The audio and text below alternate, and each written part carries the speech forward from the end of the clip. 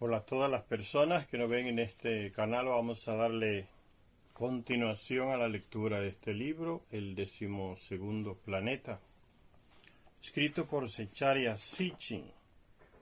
Dice: Zecharia Sitchin murió ya en el 2010. Se educó en Palestina, donde adquirió un profundo conocimiento del hebreo moderno y del hebreo antiguo. El hebreo clásico en el que están escritos los libros del Antiguo Testamento en la Biblia. También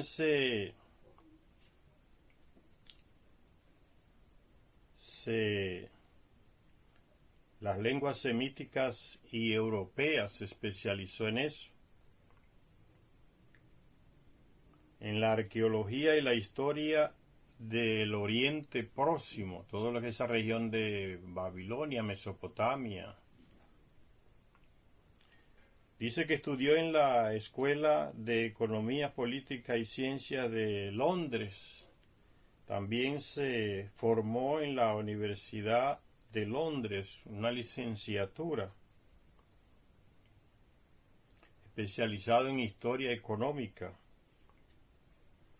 Y durante años fue periodista en Israel y en Estados Unidos. Recorrió prácticamente todos los continentes, verificando los conocimientos que adquirió leyendo las tablillas sumerias. Esta es una tablilla. Eran de los pocos personajes que sabían descifrar, interpretar y leer las tablillas en el lenguaje sumerio. Zecharia Sitchin, más de 30 años de su vida dedicados a estos estudios sobre las tablillas sumerias, su contenido. En la última parte del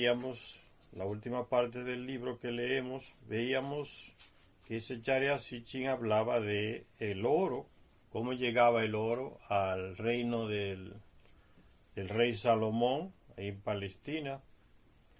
Y Zecharia Sitchin planteaba la tesis de que ese oro dicen los textos que venía de Ofir, y que Salomón tenía una flota estacionada en el sur de Palestina,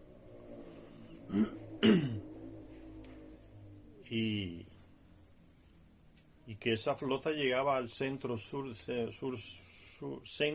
de África o sur de África a recorrer ese oro, pero que había otra flota de barcos ahora pertenecientes al colega de Salomón, que era el rey de Tiro, una ciudad del actual Líbano, y que esa flota le daba la vuelta al continente, salía desde el Líbano, de ahí, desde Tiro, y seguía por el Mediterráneo y llegaba al estrecho de Gibraltar, ahí en España, entre España y Marruecos, y continuaba avanzando alrededor de todo el continente africano y llegaba al mismo lugar que la flota de Salomón. Aquí está. Son dos rutas. Una viene desde Palestina hasta aquí y otra viene saliendo del Mediterráneo a darle la vuelta al continente. Aquí está la de Salomón, que viene de Palestina, y la otra del Tarsis del Líbano, que le da la vuelta al continente y llega otra vez al mismo lugar. Y el lugar parece que era aquí, en lo que hoy es Mozambique. Parece que ahí estaba Ofir, la región de Ofir, donde se extraían grandes cantidades de oro. Y que parece ser que esa era la misma vena de oro que exploraron los Anunnaki en miles y miles de años antes. Esas reservas de oro ahí en el centro-sur de África, administradas por Enki en el Apsu, es esa región del centro-sur de África. Entonces sigue diciendo: la mayoría de los estudiosos sitúan a Tarsis al oeste del Mediterráneo, o sea, yendo desde Palestina hacia el estrecho de Gibraltar. en España, o cerca del actual estrecho de Gibraltar. Este habría sido un lugar idóneo desde el cual embarcarse en un viaje alrededor del continente africano. Algunos creen que el nombre de Tarsis significa fundición. Muchos eruditos bíblicos han sugerido que habría que buscar Ofir, esa región de donde se traía el oro, Ofir, en la actual Rodesia, que es lo que hoy se llama Rodesia, era porque era una posesión de Inglaterra, le puso Rodesia, pero el nombre actual de Rodesia es Mozambique, en el centro sur de África. Mozambique hoy ya no se llama Rodesia. Rodesia era el nombre que le pusieron los ingleses. Dice, habría que buscar a esa región de Ofir ahí en Rodesia, en Mozambique, o en Zimbabue, más bien Zimbabue era llamada Rodesia, Zimbabue. Cuando se independizó de Inglaterra, tomó el nombre de Zimbabue, la antigua Rodesia. Un escritor llamado de apellido Herman escribió una obra titulada Pueblos, Mares y Barcos. Reunió evidencias que demostraban que en épocas primitivas los egipcios obtenían diversos minerales de Zimbabue en su búsqueda de oro. Los ingenieros de minas de Zimbabue, al igual que los de Sudáfrica, han recurrido en muchas ocasiones a la búsqueda de evidencias de minería prehistórica. O sea, si esa era la fuente de oro, ahí en Zimbabue, lo que se le llama Ofir en la Biblia, donde Salomón buscaba el oro para construir el templo. Entonces, en ese país, en Zimbabue, muchos especialistas extranjeros y nativos se han dedicado a buscar evidencias de esa minería prehistórica, si de verdad existió. Y Sechara Sitchin hace la pregunta, ¿cómo se llegaba a la morada de Ereshkigal? Que Ereshkigal, acuérdense que Ereshkigal era la esposa del hijo de Enki llamado Nergal. ¿Cómo se llegaba a la morada de Ereshkigal? Que Ereshkigal tenía tierra adentro, ahí en lo que hoy es Zimbabue. ¿Cómo se transportaba el mineral desde el corazón de la tierra hasta los puertos de la costa, donde llegaban los barcos del rey Salomón? Y parece que en tiempos prehistóricos que llegaban los barcos de los Anunnaki desde Sumeria hasta ahí, hasta esa región de Ofir en Zimbabue, a procurar el oro también. Dice, ¿cómo se transportaba el mineral desde el corazón de la tierra hasta los puertos de la costa? Conociendo la querencia de los Nefilim o Anunnakis por la navegación fluvial, navegación por los ríos, no debería de sorprendernos que encontraran un río grande y navegable en el mundo inferior, en esa región sur de África. El relato de Enlil y Ninlil nos dice que Enlil fue enviado al exilio. Ninlil se convirtió en esposa de Enlil. Él la estupró primero y fue condenado al exilio. Fue enviado a esta región de por acá, el mundo inferior, el sur de África. Y después ella lo aceptó como esposa. Entonces fue perdonado. Y se le puso el nombre de Sut, se le cambió el nombre a Ninlil. Se convirtió en la esposa de Enlil, la dama del comando. Dice, el relato de Enlil y Ninlil nos dice que Enlil fue enviado al exilio en el mundo inferior, y dice también que cuando llegó allí fue transportado en un barco por un ancho río. En un texto babilonio que trata de los orígenes y el destino de la humanidad, se nombra al río del mundo inferior como río Abur, el río de los peces y los pájaros. Y algunos textos sumerios apodan al país de Ereshkigal como el país pradera de Abur. Parece que los dominios del Esquigal quedaban por ahí, por donde hoy es actualmente Zimbabue. Se traía mucho oro y se enviaba a la costa para que los barcos lo recogieran. Se enviaba a través de un gran río, el río Abur. Dice Secharia Sitchin, de los 4 grandes ríos de África, de los 4 o 5 ríos existen, de los 4 grandes ríos de África, uno, el Nilo, fluye hacia el norte hasta el Mediterráneo. El río Congo y el Níger desembocan en el Océano Atlántico por el oeste, y el Zambezi corre desde el corazón de África haciendo un semicírculo en dirección hacia el este, hasta desembocar en la costa oriental, por donde llegaban los barcos de Salomón y los barcos antiguos, parece. El Zambezi, que corre desde el corazón de África haciendo un semicírculo en dirección este hasta desembocar en la costa oriental. Tiene un amplio delta con buenos puntos portuarios, donde había construir y se pueden construir buenos puertos. Es navegable tierra adentro a lo largo de varios centenares de kilómetros. Este es el río Zambezi. Aquí está, el río Zambezi. El río Zambezi desemboca en lo que hoy es Mozambique y pasa por algunos países. Nace por aquí y viene, es navegable. Río Zambezi desemboca aquí en el Índico. Viene desde el interior.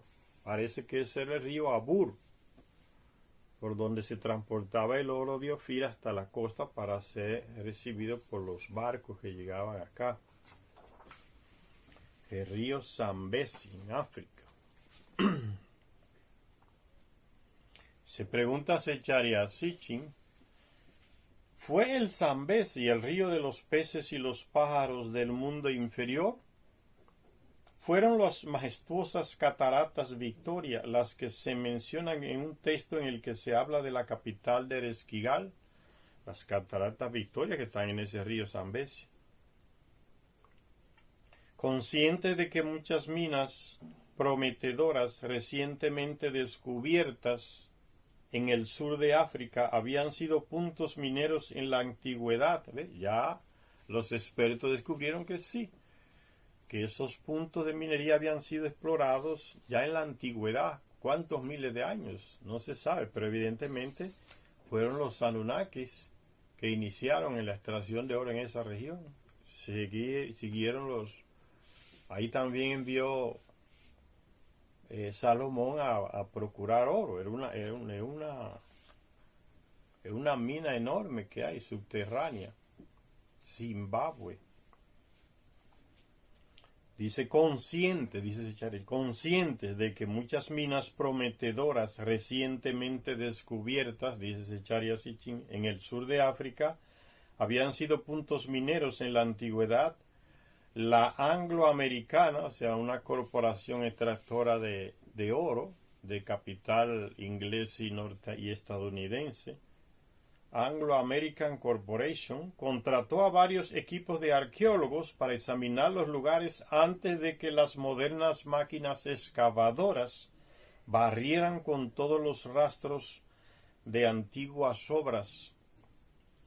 Dando cuenta de sus descubrimientos en la revista Optima, un tal Adrian Boschier y otro llamado Peter Bimund decían haberse encontrado con capas y más capas de actividades mineras antiguas y prehistóricas, así como de restos humanos. Descubrieron las antiguas minas de Ofir. La datación por radiocarbono realizada en la Universidad de Yale, Estados Unidos, y en la Universidad de Groningen, en Holanda, estableció la edad de los objetos en un rango que iba desde los plausibles 2000 a.C. hasta los asombrosos 7690 a.C. Ya se exploraban esas minas y se encontraron los rastros, herramientas y hasta cadáveres humanos. Intrigados por la inesperada antigüedad de los descubrimientos, el equipo de arqueólogos amplió su área de trabajo en la base de un despeñadero de las escabrosas vertientes occidentales del Pico del León. Una losa de 5 toneladas de hematites bloqueaba el acceso a una caverna. ¿Quién colocó esa losa de 5 toneladas? Mover una roca de 5 toneladas para tapar una caverna donde había una mina antigua. ¿Quién tenía la tecnología para hacer eso?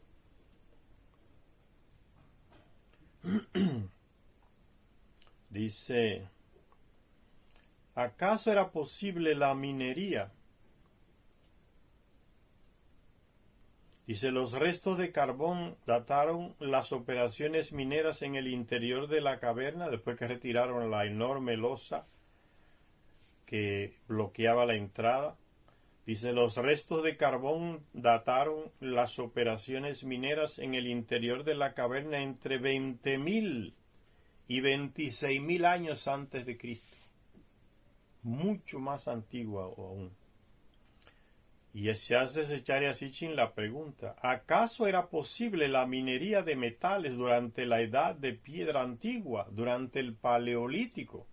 Esas edades que los europeos y estadounidenses han catalogado, el Paleolítico, el Neolítico y todas esas cosas, que está todo errado, equivocado, porque se han encontrado metales, como dice aquí, se trabajó el metal mucho antes de esa tal edad de piedra, como la han clasificado esos expertos estadounidenses y europeos.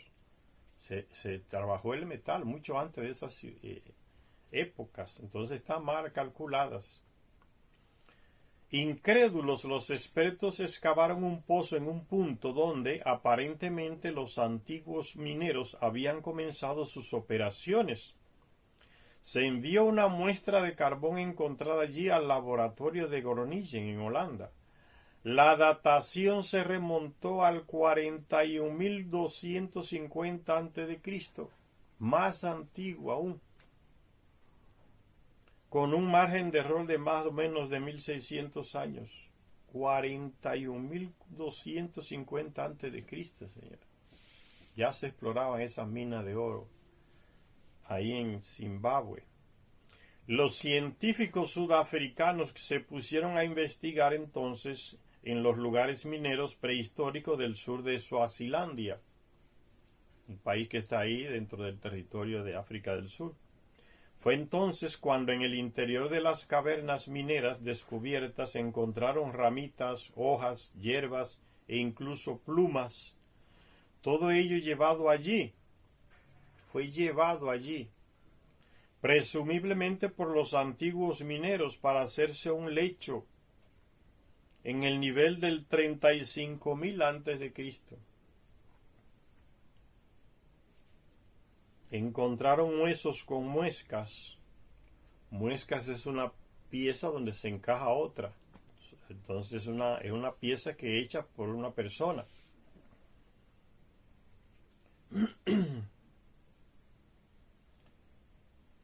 Se encontraron huesos con muescas, lo cual indica la habilidad del hombre para contar en un período tan remoto. Otros restos remontaron la edad de los objetos hasta los alrededor del 50.000 a.C. Fíjense la antigüedad, señores. Creyendo que la verdadera edad de comienzo de la minería en Suazilandia es más probable que esté en el orden del 70.000 o el 80.000 a.C. Los dos científicos mencionados anteriormente sugirieron que el sur de África bien pudo estar a la vanguardia de la invención y la innovación tecnológica durante gran parte del período posterior al 100.000 a.C. Señor, está hablando evidentemente por estas fechas del trabajo que hacían los Anunnakis con el hombre primitivo, el trabajador primitivo en esas minas. Y que primero lo comenzaron los mismos Anunnaki, era que se mataban trabajando, y se fue creado entonces el trabajador primitivo para sustituirlos en este agotador trabajo seres humanos creados genéticamente por Enki, su hermana y su hijo, para sustituir el trabajo fuerte de extracción de oro en estas minas profundas aquí de Zimbabue, toda esa región sur de África, el Apsu, que administraba Enki. Un ser humano, dice el trabajador primitivo, que no se quejaba, no reclamaba del dolor, de que estaba derrengado por tanto tiempo doblado, extrayendo oro debajo de la tierra, no reclamaba de nada, era como un autómata. Ese fue el trabajador primitivo y con seguridad muchos murieron en esas cavernas. Dice que se encontraron cadáveres humanos. Miren a qué edad, 100.000 antes de Cristo. Eran los Anunnaki que estaban ahí, no era la gente del rey Salomón.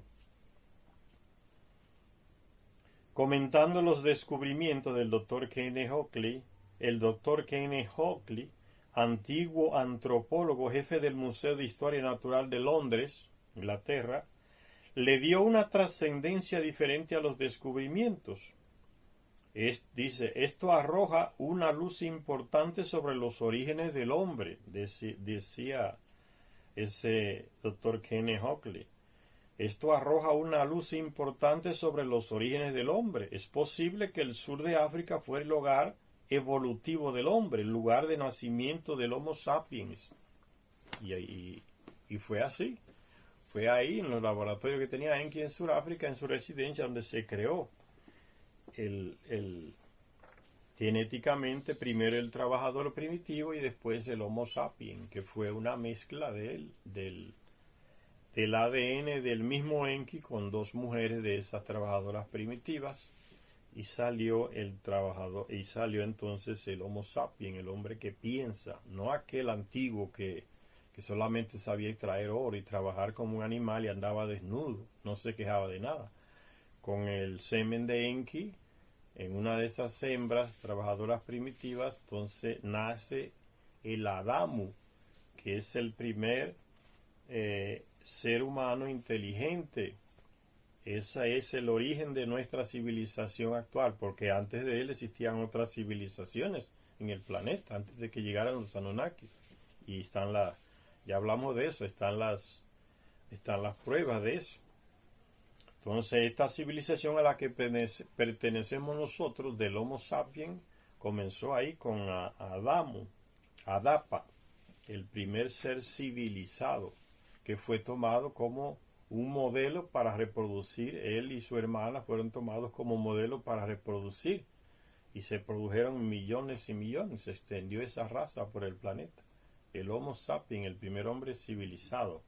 Anteriormente, como dije entonces, había sido creado el trabajador primitivo, un ser humano que no se quejaba, no reclamaba, no tenía capacidad creativa, genéticamente era más deficiente que el Homo sapiens. Entonces ese fue el que se mató trabajando en las minas, sustituyendo a los Anunnaki, el trabajador primitivo. Y dice Enki en su libro, el libro perdido de Enki, que ese trabajador primitivo fue regrediendo, volviendo a su estado antiguo, a crear muchos pelos en el cuerpo y a ser como un animal. O sea, fue perdiendo la capacidad intelectual que tenía ese trabajador primitivo. Por eso Enki da un paso más para que esa humanidad siga evoluyendo, avanzando, y crea entonces el Homo sapiens a través de su semen con una de esas mujeres, y nace Adapa y una media hermana de él, y son los modelos que se toman para reproducirlos, y se convierten en el Homo sapiens, el hombre civilizado. Entonces, todas estas teorías de encuentros en las minas de Sudáfrica comprueban lo que dicen las tablillas. Los Anunnaki trabajaban ahí. Esa era la región del Apsu de Enki. De ahí se traía el oro para ellos llevarlos en barcos hasta Sumeria, en Mesopotamia, e enviarlos a Nibiru. Después aparece con el nombre de Ofir. Entonces, por eso dice este especialista, Dr. Kenneth Oakley, dice, hay que repensar esa cuestión del origen del ser humano. Es evidente que nació en África, su origen está en África, del Homo sapiens. Y realmente fue así, dicen las tablillas.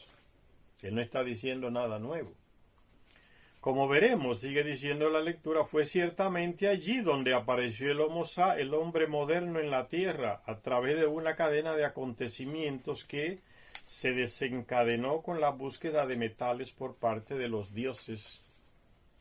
Entonces, esa búsqueda de metal, la extracción del oro, fue una de las causas que hizo que los Anunnaki crearan a ese primer terrestre trabajador primitivo. Y después, en consecuencia de eso, una mejoría que se buscó, apareció entonces, fue creado el Homo sapiens que somos nosotros. La extracción del oro, entonces, por parte de los Anunnaki, está en el origen de nuestra creación. Tanto los serios científicos como los escritores de ciencia ficción han sugerido que una buena razón para el establecimiento de asentamientos en otros planetas o asteroides sería la disponibilidad de minerales poco comunes en esos cuerpos celestes. Minerales que podrían ser muy escasos o demasiado costosos de extraer en la Tierra. ¿Pudo ser este el propósito de los Nefilín al colonizar la Tierra?, se pregunta Zecharia Sitchin. Los estudiosos modernos dividen las actividades del hombre en la Tierra en edad de piedra, edad del bronce, edad del hierro, etcétera, etcétera. Sin embargo, en la antigüedad, el poeta griego Hesíodo, por ejemplo, hizo una lista de 5 edades: edad dorada, edad de plata, edad de bronce, edad heroica y de edad del hierro. Excepto por la edad heroica, todas las tradiciones de la antigüedad aceptaban la secuencia oro, plata, cobre, hierro. El profeta Daniel tuvo una visión en la cual vio una gran imagen con la cabeza de oro fino, el pecho y los brazos de plata. ¿Ven? Las edades de oro, de plata, el pecho y los brazos de plata, el vientre de latón, las piernas de hierro y los pies de arcilla. En el mito y el folclore abundan los recuerdos vagos de una edad de oro, asociada a una época en la que los dioses vagaban por la tierra, seguida por una edad de plata y después por las edades en las que dioses y hombres compartían la tierra.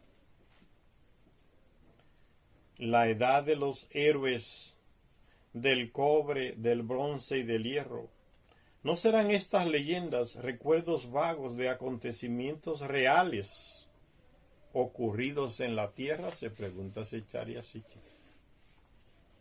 El oro, la plata y el cobre son elementos que pertenecen al grupo del oro. Están en la misma familia en la tabla periódica por número y peso atómico.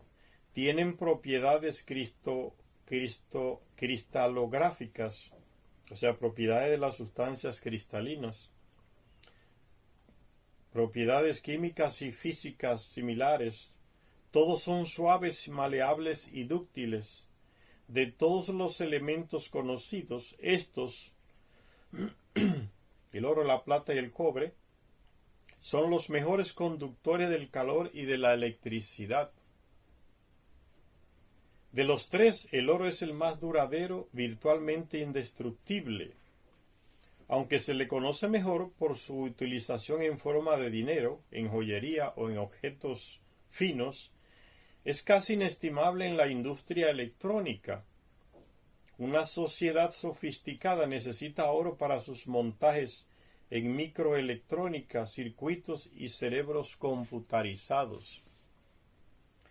El capricho del hombre por el oro se remonta a los comienzos de la civilización y de la religión, a sus contactos con los antiguos dioses. Los dioses de Sumer exigían que se les sirvieran los alimentos en bandejas de oro, el agua y el vino en vasos de oro, y que se les vistiera con vestidos dorados. Esa costumbre la tenían esos llamados dioses, que nunca fueron dioses ni son dioses, pero son una civilización millones y millones de años más avanzada que nosotros, nos crearon a nosotros. Entonces ellos saben por qué usaban el oro, para todas esas cosas que se menciona aquí. en sus en platos para servirles alimentos, todo era el oro. Y nosotros hoy nos matamos con el bendito aluminio, una cosa más horrible, ¿no? Estamos más atrasados que ellos. Lógicamente siempre hemos sido más atrasados que ellos. Pero en lugar de copiar de ellos, entonces nos atrasamos más. Nos estamos envenenando comiendo en objetos de aluminio, platos de aluminio, bandejas de aluminio, vasos donde se preparan los alimentos en aluminio. Y ese aluminio se va acumulando en el estómago. Eso envenena, es tóxico. En lugar de seguir como ellos seguían, ¿no? El bronce, el oro, el bronce. En todo, dice, bandejas de oro, el agua y el vino en vasos de oro. Y que se les vistiera con vestidos dorados. Ellos sabían por qué. Era el metal por excelencia para la salud humana.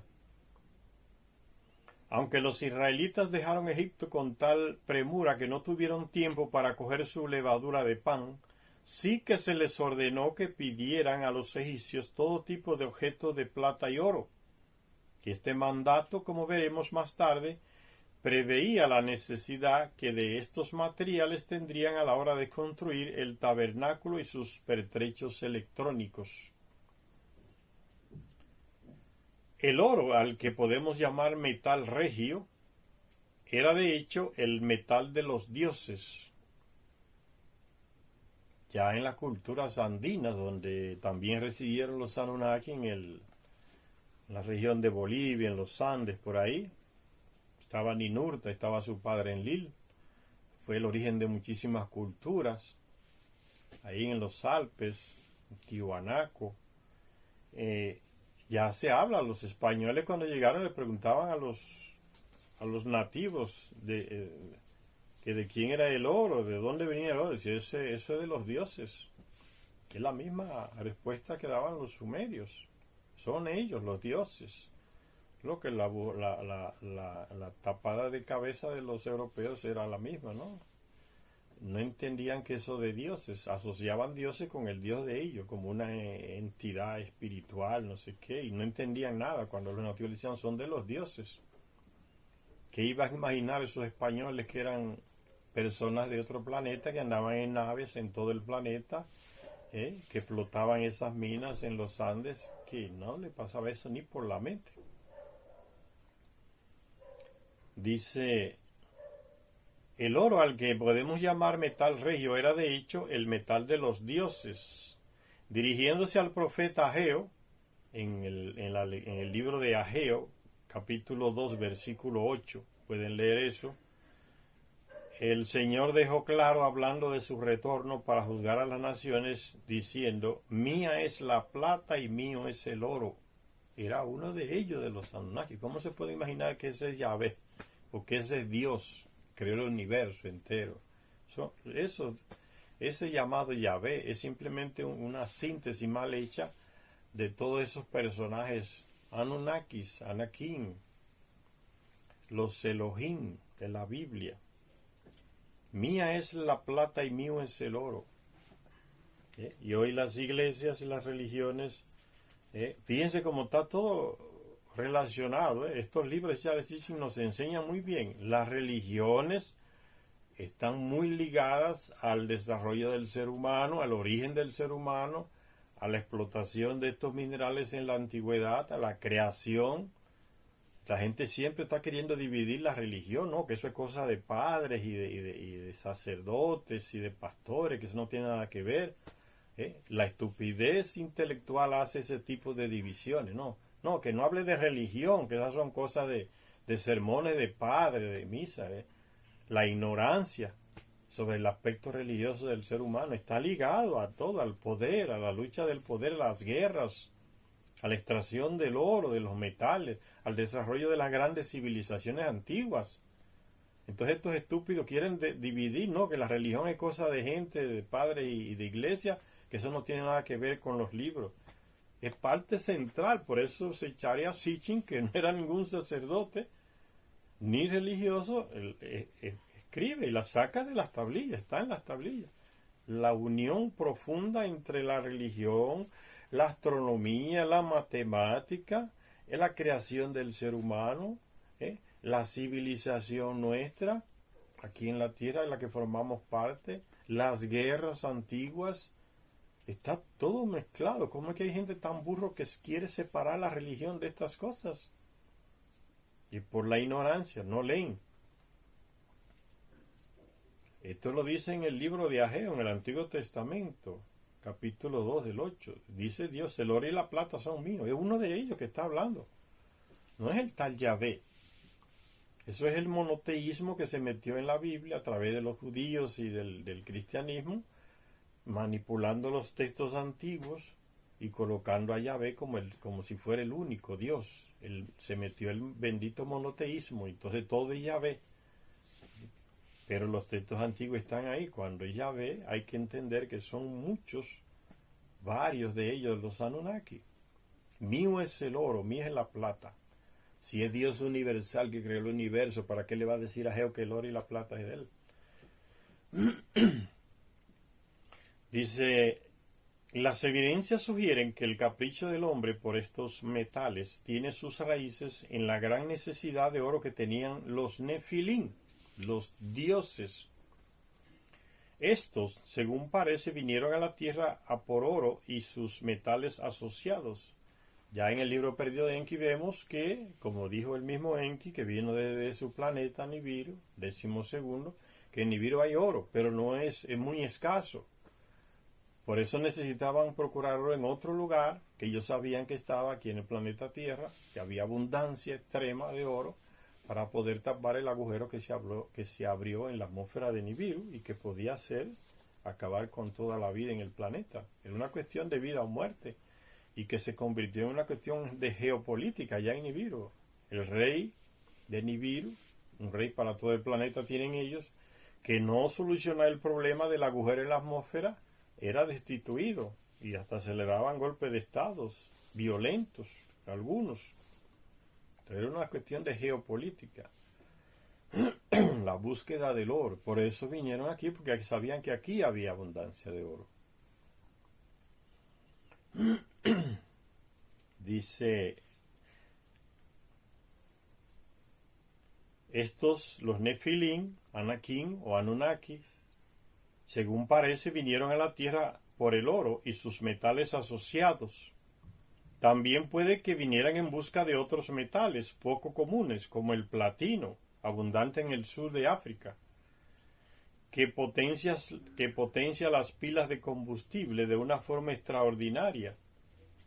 Y tampoco se puede descartar la posibilidad de que vinieran a la Tierra en busca de fuentes de minerales radioactivos, como el uranio o el cobalto, que ya se menciona en un texto, dice las piedras Ofir, de donde venían las piedras azules que hacen enfermar a las personas. Se dice en un texto de una tablilla hablando de Ofir, el lugar de donde se traía el oro ahí en Zimbabue. Ofir. El cobalto y el uranio, las piedras azules, cobalto y uranio, las piedras azules que hacen enfermar, se mencionan en los textos, porque son radiactivas, tienen radiación, pueden producir cáncer mortal en las personas.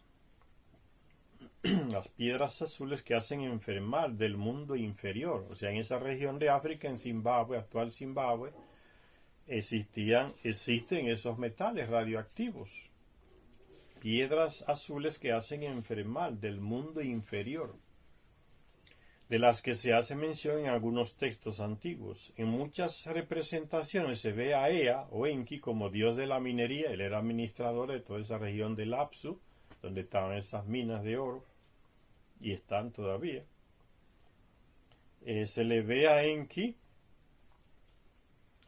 como el dios de la minería, emitiendo tan poderosos rayos al salir de una mina que los dioses que le asisten tienen que usar pantallas protectoras. En todas estas representaciones se muestra a Ea sosteniendo una sierra de roca de minero. O sea, salió desde la mina donde había cobalto y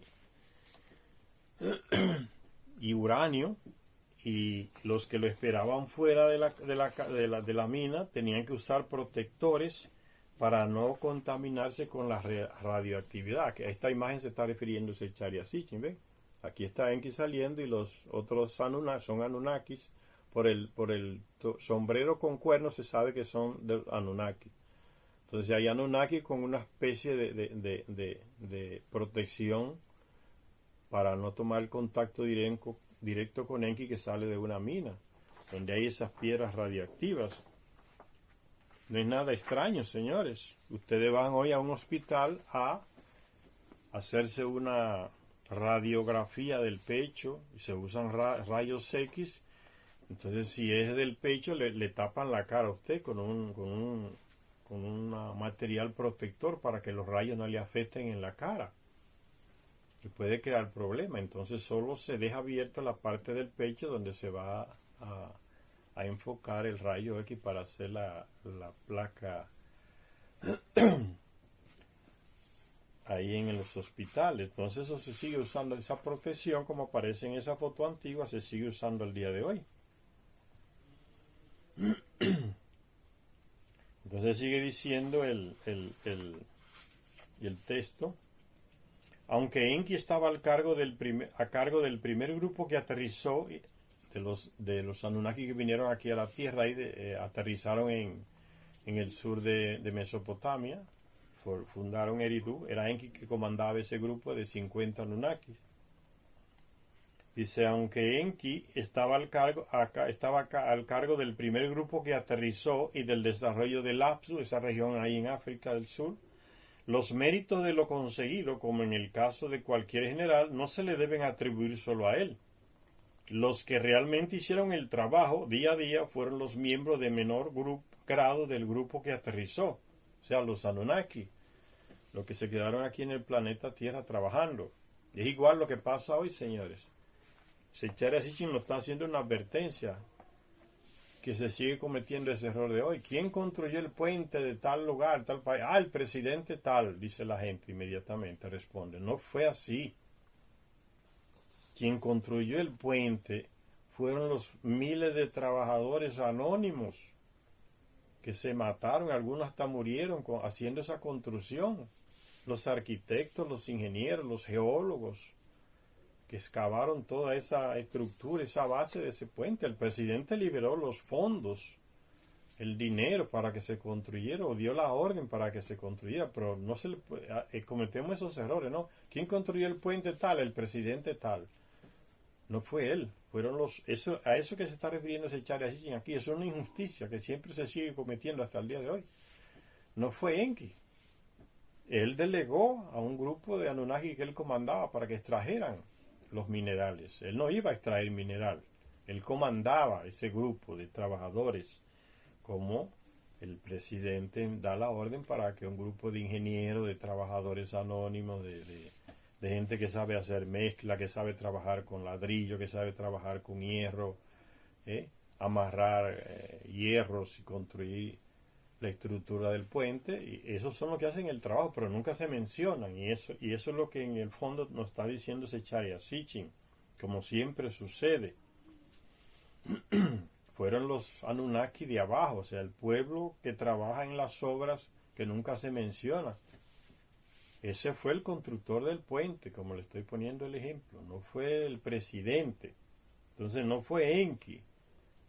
La extracción del oro le hicieron los Anunnaki de abajo, anónimos, que se mataban trabajando, y después que se creó el trabajador primitivo, fueron esos anónimos primitivos, y ya murieron por miles en esas cavernas de extracción de minas cuando llegó el diluvio, los arrasó, los enterró a todos en el lodo. Por eso dice que se ha encontrado hasta cadáver en esas antiguas cavidades de mineración en Sudáfrica, en el sur de África. Dice, los que realmente hicieron el trabajo, dice Sechara Sitchin, día a día fueron los miembros de menor grado del grupo que aterrizó, o sea, los Anunnaki comunes. Un texto sumerio describe la construcción del centro de Enlil en Nippur. Dice, los Anunna, los hijos de Anu, rey de Nibiru, Anunna, no significa que sean hijos biológicos de Anu, sino que es el rey de ellos allá en el planeta, tienen el sistema monárquico. Entonces, por eso le dice Anunna, los hijos de Anu. Los Anumna, dioses del cielo y la tierra, están trabajando. En las manos sostienen la piqueta y la cesta porteadora, con las que hacen los cimientos de las ciudades. ¿Ven? No fueron los jefes solo mandan. Son los de abajo que construyen, y nunca se les menciona en la historia. Un texto dice: los textos antiguos describían a los Anunnaki como los dioses de base que se habían involucrado en la colonización de la tierra. Los dioses que hacían los trabajos, ven, eran diferentes a los jefes que mandaban a hacer los trabajos. En la epopeya de la creación se dice que fue Marduk el que les asignó a los Anunnaki sus tareas, porque Marduk fue nombrado el comandante de esos Anunnaki y sobre todo de aquellos que estaban en la base de Marte, base de paso. Había una base de paso en Marte, donde se enviaba del oro desde aquí a Marte y de Marte en una nave más grande hacia Nibiru. Y Marduk dice a Marduk que se le asignó a los Anunnaki sus tareas. Podemos suponer sin riesgo a equivocarnos, dice Secharia Sitchin, que en el original sumerio se cita a Enlil como al dios que comandó a estos astronautas. Dice el texto: asignados a Anu para seguir sus instrucciones, 300 en los cielos estacionó como guardia. ¿Ven? Los 300 Anunnaki o gente de Nibiru que estaba en Marte, a eso se le llamó Iyiji. Y a los otros 600 que se quedaron aquí en la Tierra trabajando en las minas y en las ciudades se le llamaba Anunnaki. Eran las mismas personas de Nibiru, dividido en dos grupos. Y Anu, el rey de Nibiru, le dio un nombre a los que se quedaban en Marte, se le llamará Iyiji, los que vigilan, los vigilantes, están allá arriba vigilando. Y los que están aquí en la Tierra vamos a llamarles Anunnaki. Dice el texto antiguo: asignados a Anu para seguir sus instrucciones, 300 en los cielos estacionó como guardia en la base de paso en Marte y alrededor del planeta los caminos de la tierra para definir desde el cielo, y sobre la tierra a 600 hizo residir, a eso se le llamó Anunnaki. Después de ordenarles a todos sus instrucciones, a los Anunnaki del cielo y de la tierra, él les asignó sus tareas. Los textos revelan 300 de ellos, de los Anunnaki del cielo o Iyiji, eran ciertamente astronautas que permanecían a bordo de las naves espaciales sin llegar a aterrizar en la Tierra. Por eso se dicen los vigilantes, vigilaban desde arriba, alrededor de la Tierra, en sus naves espaciales. Estas naves espaciales lanzaban y recibían las lanzaderas hacia y desde la Tierra. Como jefe de las águilas, o sea, los astronautas, Shamash, que era el comandante en jefe del espaciopuerto donde residían los astronautas y donde estaban las naves, o sea, las águilas. Por eso se les representaba antiguamente a los astronautas como con traje de águila, como unas águilas, porque se elevaban como las águilas al espacio. Son simplemente representaciones. Y las águilas también eran llamadas las naves que salían, se elevaban hacia el cielo, hacia el espacio. Dice el jefe de las águilas, Shamash, Shamash, era bienvenido como un invitado heroico a bordo de la poderosa gran cámara en el cielo de los Iyiji. Los que moraban en las naves que orbitaban la Tierra recibían al comandante en jefe de las naves espaciales como un héroe allá en esas naves. A Shamash, el jefe de las águilas. En un himno a Shamash se describe cómo veían los Iyiji a Shamash mientras éste se aproximaba en su lanzadera hacia las naves que estaban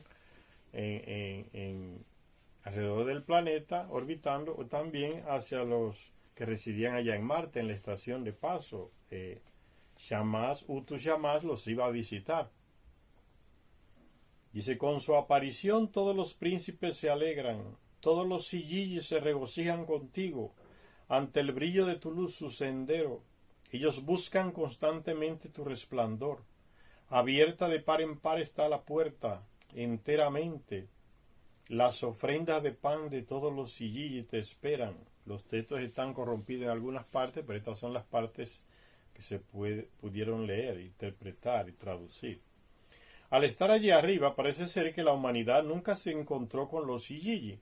Parece ser, pero sí que se encontró, porque ellos bajaron de Marte 200, ¿eh? Raptaron a muchas mujeres ahí en el matrimonio del jefe de ellos, ahí en Mesopotamia, y se las llevaron y formaron familias. Los Igigi bajaron de Marte, 200 de ellos, y a eso se le llamará en el libro de Enoch los ángeles caídos. Son los mayores benefactores de la humanidad porque compartieron con sus esposas y su descendencia terrestre todos los conocimientos que ellos tenían. Los Sigigi eran 300 allá en Marte y bajaron 200 y se casaron con mujeres de aquí de la Tierra porque eran compatibles, son compatibles, y formaron familia y se quedaron viviendo aquí en la Tierra. Una parte se fue hacia Asia, otra parte por el Cáucaso, otra parte se quedó en Mesopotamia, otra parte se quedó en Egipto. Los Sigigi y su descendencia, o sea, los gente de Nibiru que vivía en Marte y sintió la necesidad de tener mujeres como hacían los que vivían aquí en la Tierra, los Anunnaki, y como no se les prohibía, entonces bajaron, hicieron un plan y secuestraron a 200 mujeres, se las llevaron y se casaron, formaron familia con ellas. Los ángeles caídos, se le dice en la Biblia, moralizando y manipulando los textos, haciéndolos pasar como si fueran demonios o seres espirituales que pecaron y que cayeron. Entonces esa estupidez se la encuentra uno por la manipulación religiosa. Ven, de nuevo, la religión manipulando los textos antiguos. Hay gente que dice que estos videos no hay que hablar de religión. La burrada de mucha gente que no entiende, no lee, dándole criterios a uno que se mata leyendo y procurando los textos. La religión está íntimamente ligada, hay que estudiarla profundamente, y esa es la ignorancia de los gobiernos, que se descuidan estudiando las religiones, y las religiones se aprovechan de esa ignorancia de los gobiernos para hacerle gran negocio mental y económicamente. Por ese tipo de personas, ¿no?, que siempre quiere dejar la religión de lado, que eso es cosa de padre y de iglesia, que no hay que hablar de eso. La ignorancia hace la desgracia. Sigue diciendo el texto entonces, al estar allí arriba parece ser que la humanidad nunca se encontró con los Igigi. En varios textos se dice que estos estaban demasiado altos para la humanidad, estaban en Marte. Los humanos, los terrestres mejor dicho, no tenían acceso a las naves para viajar a Marte. Pocos lo hicieron. Uno de ellos fue Enoch, el Enoch de la Biblia. Fue llevado por Marduk a Marte y a la Luna y los conoció allá. Y escribió un libro sobre ello, que después fue manipulado. Las partes que se encontraron se manipularon por la religión y los coloca como si fueran los ángeles caídos, los demonios que fueron lanzados al abismo, al submundo, y todo eso disparate que se ha creado una literatura sobre ellos. Estaban muy altos para la humanidad, o sea, ya los terrestres creados no conocían a los Sigigi porque no podían elevarse a Marte en naves para visitarlos. Y como consecuencia de ello, no se preocupaban por la gente, porque su trabajo estaba en Marte, administrando la estación de paso del oro hacia Nibiru. Por otra parte, los Anunnaki, que eran los que vivían aquí en la Tierra, que aterrizaron y se quedaron en la Tierra, fueron conocidos y reverenciados por la humanidad. Y después de miles de años, entonces, como dioses. Los engañaron a los terrestres diciéndole que ellos eran dioses y se declararon dioses, y por ahí siguió, y el engaño sigue hasta el día de hoy. No obstante, dice, los textos que dicen que los Anunnaki del cielo eran 300 afirman también que los Anunnaki de la tierra eran 600, ¿ves? Lo que le estamos hablando. En Marte había una estación de paso y vivían 300 de ellos allá, tenían su comandante. Marduk fue el principal comandante, después decidió quedarse aquí en la tierra. Se casó aquí. Él dijo Marte, después del diluvio Marte quedó,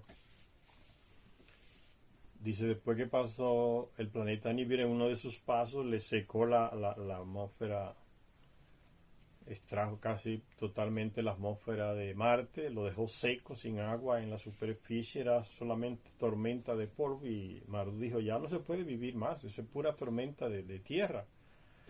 Esa estación de paso hay que abandonarla. Entonces de ahí vino la consecuencia de que 200 de ellos, de los 300 que habían allá, comandados por su comandante en jefe allá, bajaron aquí, se casaron en la boda de Marduk con una terrestre. Marduk fue el primer terrestre que se casó. Primer Anunnaki que se casó con una mujer aquí del planeta Tierra, porque son compatibles. Y ellos, que lo tenían de jefe, bajaron de Marte 200 y dijeron, vamos a tener mujeres también, igual que Marduk, igual como hacen los Anunnaki aquí en la Tierra, para tener descendencia, y así hicieron. Los ángeles caídos, dicen los textos manipulados. Eran 300 allá y 600 aquí en la Tierra.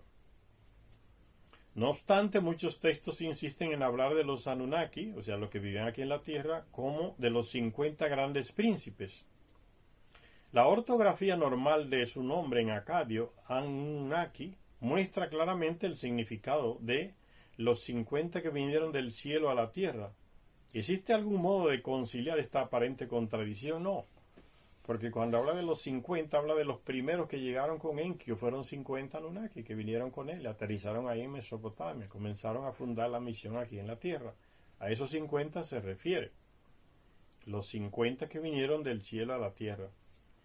Recordemos el texto donde se cuenta que Marduk fue apresuradamente a ver a su padre, Ea, o Enki, para informarle de la pérdida de una nave que llevaba a los Anunnaki, que eran 50, cuando pasaban por las cercanías de Saturno. El texto de un exorcismo que data de la tercera dinastía de Ur nos habla de los Anunna Eridu Ninnubi, o sea, los 50 Anunnakis de la ciudad de Eridu. Esos fueron los 50 que llegaron con Enki, los primeros. Esto nos da a entender que el grupo de Nefilim o Anunnaki o Anakin que fundó Eridu bajo el mando de Enki sumaban 50. ¿No sería pues 50 el número de Nefilim o Anakin o Anunnaki que llegaba en cada grupo de aterrizaje? Resulta, según creemos, bastante concebible, dice Zecharia Sitchin, que los Nefilim llegaran a la Tierra en grupos de 50. A medida que las visitas a la Tierra se hicieran regulares, coincidiendo con las oportunas épocas de lanzamiento desde el 12º planeta, irían llegando más Nefilim.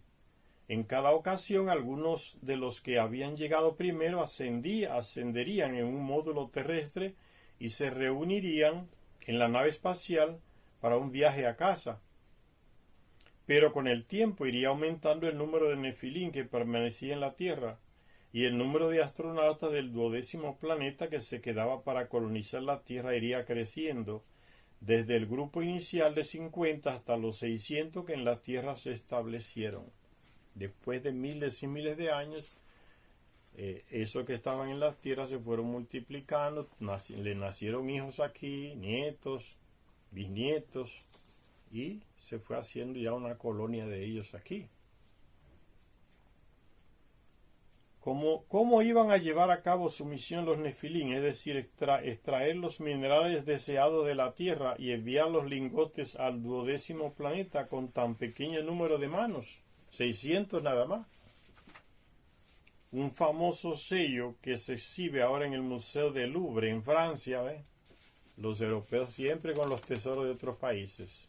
Hoy salió una noticia en un periódico ruso, RT Noticias dice, donde Egipto le está reclamando a Inglaterra que le devuelva la piedra Rosetta. ¿Qué fue la piedra Rosetta? Fue una piedra que cuando Napoleón invadió Egipto, uno de los antropólogos de él encontró esa piedra y la descifró. Y descifrando esa piedra con escrituras que tenía varios tipos de escrituras antiguas, eso fue como la base para comenzar a descifrar las tablillas sumerias y otros escritos antiguos. La piedra Rosetta es como la base de las traducciones. Y cuando los ingleses vencieron a Napoleón, se llevaron la piedra Rosetta y está en el Museo de Londres. Y Egipto le anda reclamando a Inglaterra que le devuelva ese tesoro que es de ellos. Y como siempre, los que roban se niegan a devolverle los tesoros a los que son propietarios. Esa manía de los europeos de tener en sus museos, tesoros de otros países, saben que no son de ellos, pero no los devuelven. O sea, una mentalidad, una manía de robar y no devolver las cosas de los otros. Entonces en el Museo del Louvre, en Francia, está un famoso sello que muestra a Ea con sus habituales aguas fluentes, que eran como su representación. El dios de las aguas fluentes le gustaba mucho trabajar el agua. Pero en este caso las aguas parecen manar o filtrarse a través de una serie de vasos de laboratorio. Esta antigua interpretación de la asociación de Ea con las aguas plantea la posibilidad de que los nefilín esperaran en un primer momento obtener sus minerales del mar. Y así fue. Enki se dedicó a buscar el oro en la tierra, en el agua, primero. Y después de miles de años vio que no era suficiente el oro que estaba en las aguas. Y ese fue uno de los motivos por los que fue sustituido. Él planteó entonces, bueno, entonces vamos a tener que buscar el oro, las venas de oro del planeta Tierra, vamos a tener que buscarla en la Tierra mismo, o sea, en las minas. Entonces, porque se enviaba el oro extraído de las aguas y era muy poco, no resultaba lo suficiente para aplicarlo y tapar el agujero que se abría en la atmósfera de Nibiru. Entonces se envió a Enlil, que sustituye a Enki y organiza toda una estructura. Envía a Enki al sur de África a encargarse de la mineración del oro en las minas, que es el trabajo durísimo, y Enlil se quedó allá en Mesopotamia construyendo y administrando toda la misión. Pero primero Enki descubrió que el oro extraído del agua, de los océanos, no era suficiente. Dice, esta antigua interpretación de la asociación de Ea con las aguas plantea la posibilidad de que los nefilín esperaran, en un primer momento, obtener sus minerales del mar, como fue. Las aguas del océano contienen enormes cantidades de oro y otros minerales vitales, pero están tan diluidos que se necesitarían técnicas sumamente sofisticadas y baratas para justificar esta minería acuática. Se sabe también que los fondos marinos contienen inmensas cantidades de minerales en forma de nódulos del tamaño de ciruelas, solo disponibles si uno puede llegar hasta esas profundidades y recogerlos. Y eso hizo Enki. Tenía la tecnología, pero sacó muy poco oro para enviar. Y él mismo concluyó, no, este oro que traímos de la tierra no es suficiente, del agua no es suficiente, hay que buscarlo en otras fuentes. Esas otras fuentes fueron las minas y a él mismo se le encargó. Entonces vete, encárgate de estas minas en el sur de África y trae el oro, porque se está necesitando en Nibiru. Aquí en Mesopotamia nombraremos otro comandante, a Enlil. Los textos antiguos hablan repetidamente de un tipo de barco que utilizaban los dioses y al que llamaban Ilikpu Tebil, barco hundido. Eso es un submarino. Lo que llamaríamos ahora un submarino. Y ya hemos visto a los hombres pez que tenía asignado Ea. ¿Serán acaso evidencias de los esfuerzos por sumergirse en las profundidades del océano con el fin de extraer sus riquezas minerales? Los hombres pez eran los mismos astronautas Anunnaki con ropa especial para introducirse en el agua. No significa que eran peces. Al país de las minas, ya lo hemos dicho, se le llamó primero Arali, lugar de las aguas de las vetas brillantes de oro. Quizás significara una tierra donde el oro se pudiera cribar en los ríos, aunque también se podría referir a la obtención del oro en los mares. Arali, lugar de las aguas de las vetas brillantes.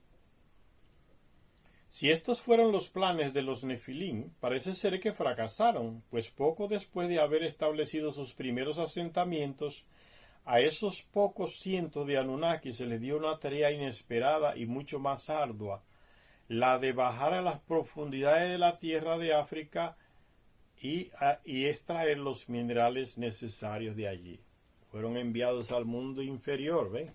las profundidades del sur de África a trabajar en las minas. Y vino, esa fue la peor desgracia que le cayó a esos Anunnaki que vivían aquí, que lo mandaron a trabajar en las minas.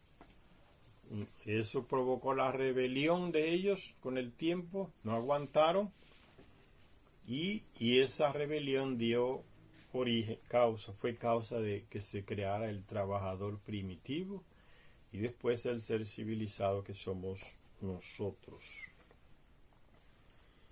Esa fue la tarea inmensa que se le dio, por eso dice, los dioses trabajaban primero. Cuando los dioses trabajaban, crearon el ser terrestre y pararon de trabajar. Y al parar de trabajar, cayeron en una dependencia de los trabajadores. Todo se lo hacían los terrestres, todo. Los Anunnaki era una vida de vagos. En sus grandes residencias, en llamados templos. No hacían nada, era una vida de vagos. Los terrestres eran los que le hacían todo.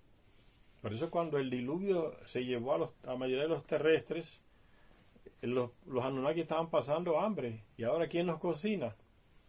¿Quién nos cría los animales? ¿Quién nos hace las ropas? Con las pieles de los animales. ¿Quién planta para nosotros? ¿Quién recoge los frutos de la tierra para nosotros? No sabían qué hacer. Por eso se alegraron cuando sobrevivió una parte de los terrestres de las inundaciones del diluvio. Sobrevivieron en los Andes una parte y la otra parte ahí en Mesopotamia, salvados en lo que se llamó el Arca de Noé, que era un submarino. Los descendientes de Noé se alegraron, los Anunnaki. Tenemos quien nos cocine y nos siga sirviendo. Dice, la de bajar el trabajo arduo que se le dio a esos Anunnaki, a esos pocos que residían aquí, bajar al mundo inferior, a las profundidades de la tierra de África y extraer los minerales necesarios de allí. En muchos sellos cilíndricos se han encontrado representaciones en las que se ve a los dioses en lo que parecen ser entradas a minas o pozos mineros. En una de esas representaciones se ve a Ea o Enki en un lugar donde Yibil, uno de sus hijos, está por encima del suelo y otro dios trabaja bajo el suelo, agachado, derrengado, trayendo el oro.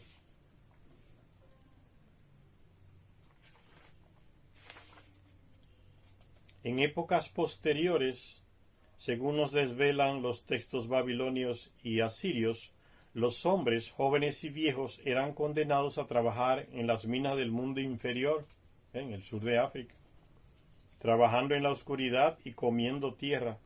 Estaban condenados a no volver nunca más a su hogar. Este es el motivo por el cual el epíteto sumerio de aquel país, Kurungia, adquirió la interpretación de país sin retorno. Su significado literal era país donde los dioses que trabajan en profundos túneles amontonan los minerales. Pues los dioses que trabajan, en esa época trabajaban los Anunnaki. No se había creado el trabajador primitivo. Todas las fuentes antiguas atestiguan que el hombre no estaba aún en la tierra, en la época en la que los Nefilim se establecieron en ella, y al no haber humanidad, los pocos Anunnaki que había en el planeta tenían que trabajar en las minas. Inan o Ishtar, cuando bajó al mundo inferior, comentó que los atareados Anunnaki comían sus alimentos mezclados con barro y bebían agua enfangada. Un trabajo horrible, que después se lo dejaron a los terrestres. Con esta panorámica no nos costará comprender un texto épico titulado por el versículo con el que comienza, como era la costumbre, cuando los dioses, al igual que los hombres, tenían que trabajar. Así se titula el texto.